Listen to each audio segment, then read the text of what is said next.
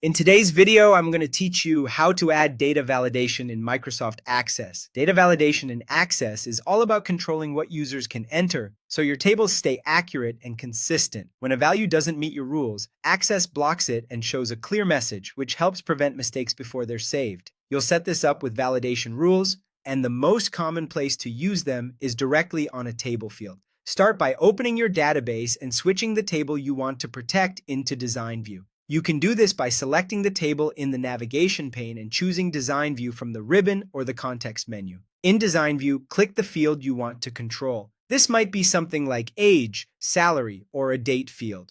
With the field selected, look at the lower pane labeled Field Properties. Here you'll see two key settings: Validation Rule and Validation Text.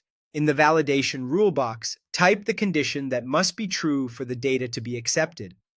For example, if you're working with an age field and the value must be at least 18, enter 18. Then, in the validation text box, write a friendly, specific message that explains what went wrong and how to fix it. For our example, you could use age must be 18 or older. Save your changes. Here's how it works for users.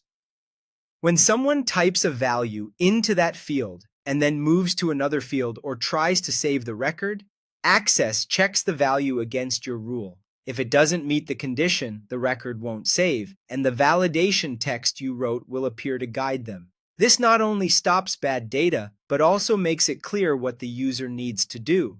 A few extra tips will make your rules more effective. Always include a validation text message. It turns a confusing error into a helpful instruction. Make sure the field's data type matches the kind of values you expect: number for age or salary, date/time for dates, and so on, because the rule depends on that type to evaluate correctly. If you need to enforce a specific format, like phone numbers, pair your rule with an input mask to control how the data is entered. And be aware that some fields, such as auto number, don't support validation rules, so apply rules to fields where users actually type data.